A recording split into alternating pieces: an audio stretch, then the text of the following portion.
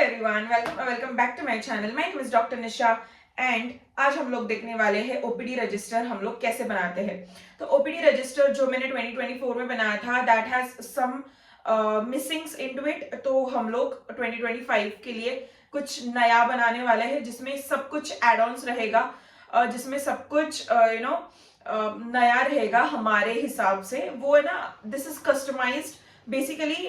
मैंने क्या किया है कि मैंने बहुत सारे सेक्शंस किए हैं जिसमें मैं एक पर्टिकुलर सेक्शन में मेरा ओपीडी का पेशेंट का डॉक्यूमेंट्स या फिर पेशेंट को क्या मेडिसिन दिया है, पेशेंट का रिकॉर्ड रखूंगी, फिर मनी का रिकॉर्ड रखूंगी, फिर मेरे एक्सपेंडिचर्स रखूंगी, फिर मेरे ऑर्डर्स रखूंगी।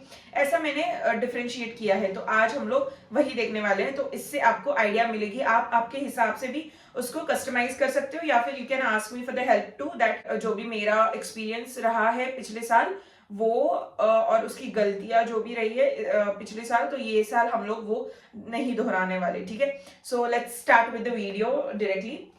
This is my register for 2025 and ये मेरा बड़ा सा रजिस्टर है। व्हाई?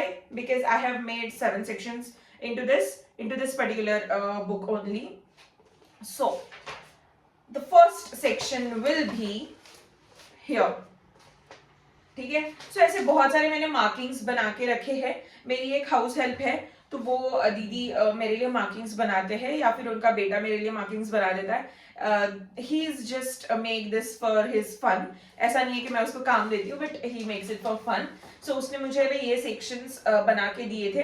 तो पहले वाले सेक्शन में मैंने लिखा है सीरियल नंबर्स, तो सीरियल नंबर का ब्लॉक बहुत कम रहेगा।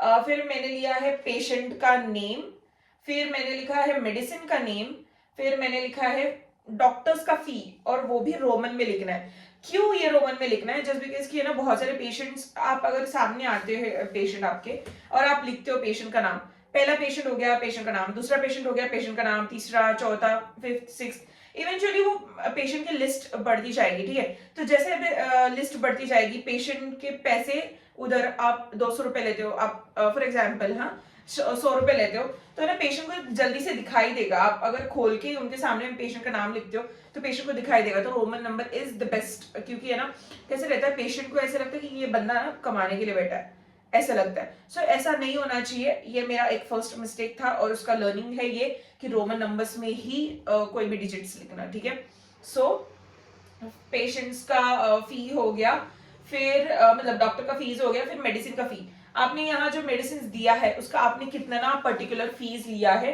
तो वो फीस आप लिखोगे। ये शायद आप नंबर्स में लिख सकते हो या फिर रोमन में लिख सकते हो, कोई भी आपकी मर्जी, लेकिन मैं इसको नंबर में लिखती हूँ। ठीक है, फॉर माई कन्वीनियंस, बिकॉज 2000 हो गए, 3000 हो गए, it is not possible to write it in the Roman number. So इसीलिए मैं नंबर्स में लिखती हूँ, डिजिट्स में लिखती हूँ। देन मोड ऑफ ट्रांजेक्शन, तो अगर ये फीस दी है तो मोड ऑफ ट्रांजेक्शन कैश में दिया है, मुझे कार्ड यूज किया है उन्होंने मुझे देते वक्त, या फिर ऑनलाइन यूपीआई के थ्रू किया है, तो वो मैं ट्रांजेक्शन्स लिखती हूँ सो दैट ये लास्ट में मुझे एक शेड्यूल बनाने में पैसे कितने किस के आए और कैसे मोड से आए हैं वो सब कुछ का रिकॉर्ड रखने के लिए मुझे बहुत इजी पड़ता है, इसीलिए मैंने ये मोड ऑफ ट्रांजेक्शन लिखा है।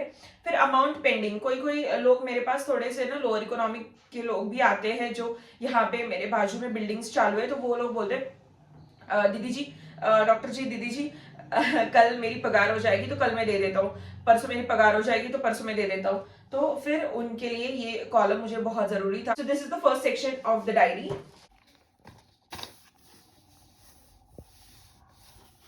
Then the second section is for lab. तो मैंने ऐसे पार्टीशंस किए हैं, इफ यू कैन सी, मैंने ऐसे पिन्स लगाए हैं। ठीक है, मैं सबका है ना लास्ट में आपको फोटोज भी लगा दूंगी स्क्रीन पे। फाइन, तो सेकेंड सेक्शन हो गया ये लैब का। तो लैब के सेक्शन में भी मैंने सेम ऐसे ही कॉलम्स बनाए हैं और इधर ऊपर लिखा है क्या क्या चीज के लिए कॉलम बनाए हैं। ठीक है, so first column is always a date.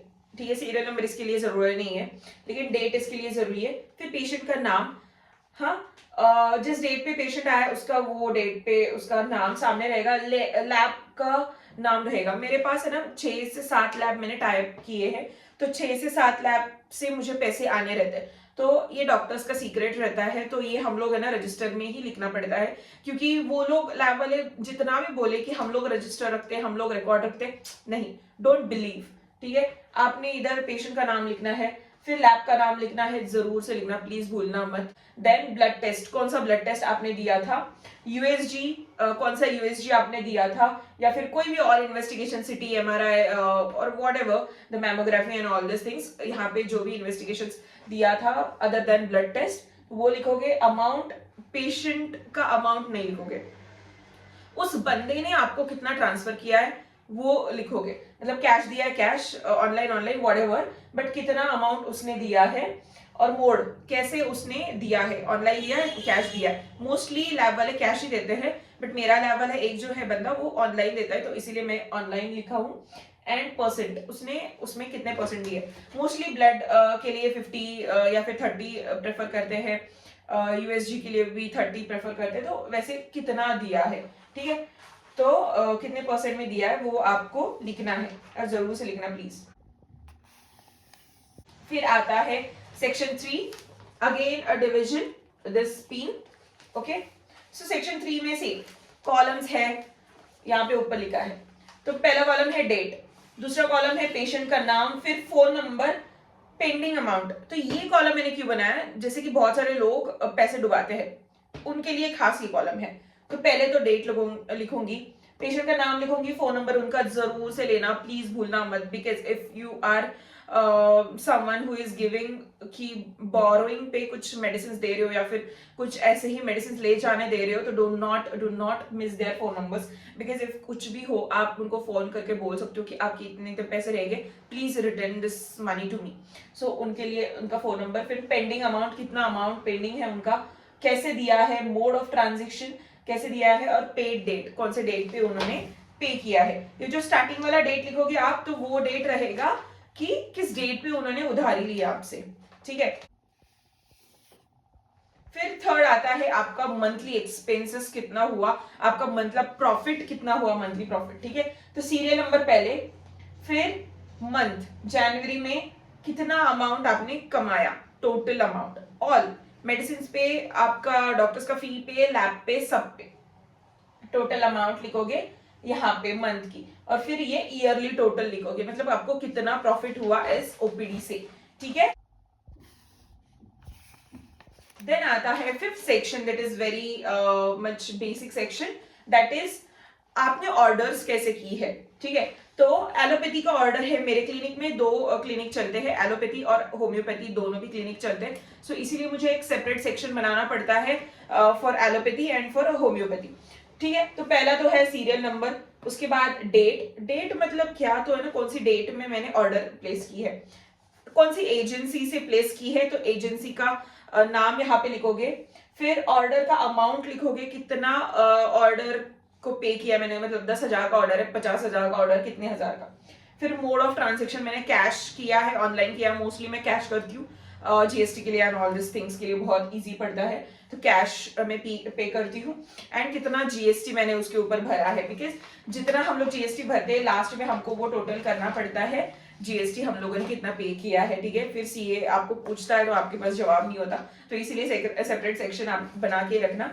फिर उसके बाद ये होम्योपैथी का सेक्शन है, just behind to that section allopathy के, सेम वैसे ही serial number, date, agency, order amount, mode of transaction and GST, how much you paid.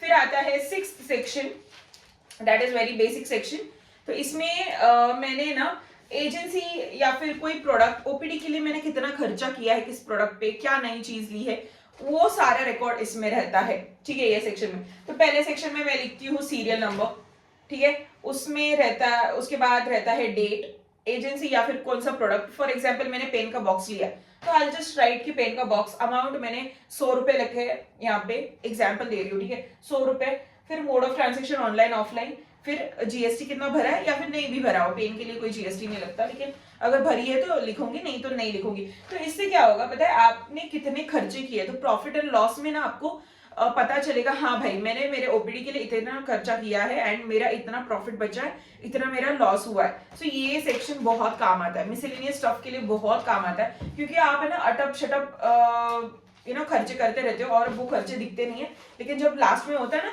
मैंने 10 लाख कमाए इस साल ओपीडी ने, लेकिन सेविंग्स कहाँ है, कहाँ गई मेरी सेविंग्स, कहाँ गए मेरे पैसे, ऐसे होता है, मेरा बहुत हुआ था। तो इसीलिए प्लीज लर्न।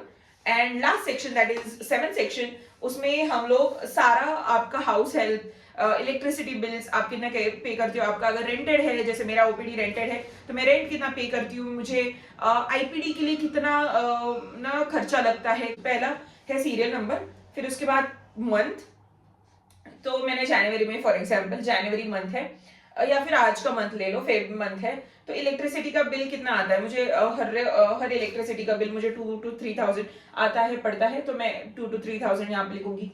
फिर यहाँ पे हाउस हेल्प, मेरा हाउस हेल्प कितना पे करता है, तो इट चार्ज अराउंड 2 या 3K, she charge around 3K, सो मैं यहाँ पे 3K लिखती हूँ।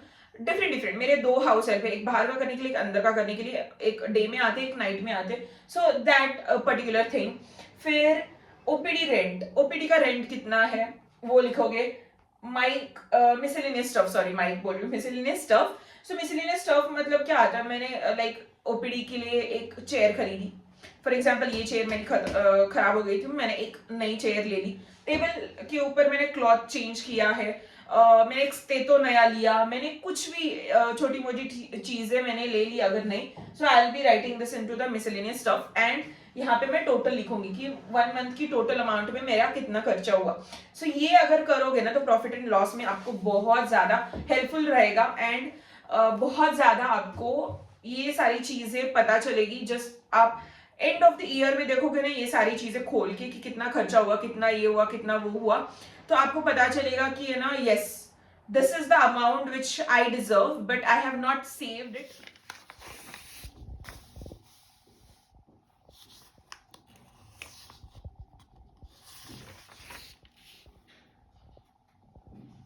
तो आपको पता चलेगा, तो आपको ना ध्यान में रहेगा आपकी कि हाँ ये मेरी गलती है, नेक्स्ट ईयर मुझे ये नहीं दोहरानी, या फिर नेक्स्ट बिजनेस में मुझे ये नहीं दोहराना है। So this is the diary which is for 2025, register for an OPD, and yes, I hope it helps you, it helps my new budding homeopaths or new budding allopaths, whatever, आपका अगर clinical setup है तो आप इस चीज का ध्यान रख सकते हो, ऐसे ऐसी डायरी आप खुद के लिए बना सकते हो, रजिस्टर बना सकते हो। And if this video is helpful then do share with your friends who is opening the new OPD, then you are at the right place, you are at the right stage here, because I'm going to share everything about the OPD, how to start, what to do and what not to do. So yes, so thank you for watching this video, and if you like this video then do subscribe to my channel and like, share.